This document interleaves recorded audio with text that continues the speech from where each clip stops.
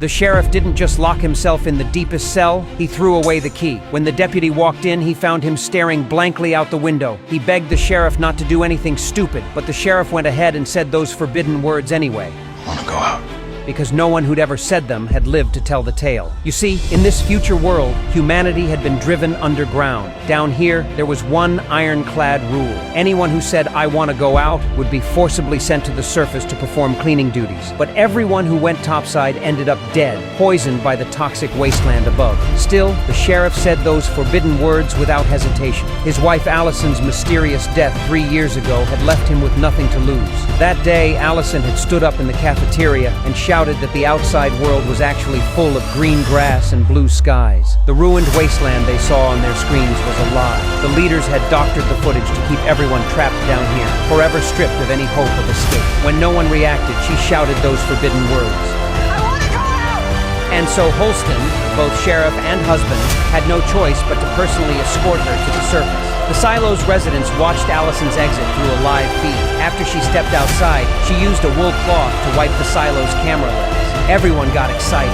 thinking maybe the outside world was finally survivable. But she only made it a few steps before collapsing, unable to move. People's hopes were crushed once again. But only the sheriff knew that before she left, Allison had told him that if the outside world was safe, she'd turn back and clean the camera. So there had to be another reason for her death. To uncover the truth, the sheriff also said those words, "I want to go out." And so Mayor Jans suited him up in a hazmat suit and sent him out. He climbed the long staircase toward the surface world. When the silo door opened, he was stunned by what he saw. The surface was exactly as Allison had described. Green grass, blue skies, even birds flying overhead. He desperately wanted the people in the silo to know the truth. So he ran back toward the silo's camera with everything he had and wiped the dust off with his wool cloth. But the screens inside the silo showed the complete opposite. What the people saw was him walking into that same wasteland. They watched him make his way toward Allison's body. After just a few steps, he felt dizzy and disoriented. The sheriff suspected the real toxin might be hidden inside his hazmat suit, so he did something no one had ever done before. He took off his helmet. But his condition had already deteriorated badly, and within moments, he collapsed next to his beloved Allison. Hope for survival outside was crushed yet again. But one woman realized that the sheriff must have had a reason for removing his helmet before he died. It turned out that just the night before, Juliet had taken the sheriff to an abandoned tunnel entrance. Inside, they found the walls covered with strange drawings and writing. She seemed completely unfazed by it all. Then she led the sheriff through a hole in the wall to a platform. When she turned on the lights, they saw an enormous drilling machine. She figured the machine had malfunctioned while digging downward, which was why previous inhabitants had sealed this place off with concrete. She and the sheriff climbed down a ladder along the wall. From a small box, she pulled out a camera, then felt their way forward along a fishing line. Eventually, they pulled out a cloth bag from behind a metal plate. Inside was the hard drive Allison had discovered, along with her handwritten notes from when she'd cracked it. The hard drive contained footage of the real world outside, as well as her research. The sheriff immediately wanted to take everything and destroy it, but Juliet wasn't having it. She yelled that if the sheriff had listened to Allison, maybe she'd still be alive. Hearing this, the sheriff froze. Allison had always been his burden to bear. The sheriff hesitated. He told Juliet to keep a low profile because if the leadership found out about this stuff, they'd both face execution. Then he took the hard drive and the decoded notes and left. Later, Juliet heard that the sheriff had been exiled to the surface. She immediately returned to the platform. Turns out she'd been hiding something from the sheriff. There was a passage below the lower level. She'd come to investigate. The area below was completely flooded. She'd always had a fear of deep water, but with everything that had happened, she couldn't let that stop her now. After securing the rope and putting on her headlamp, she slowly climbed down.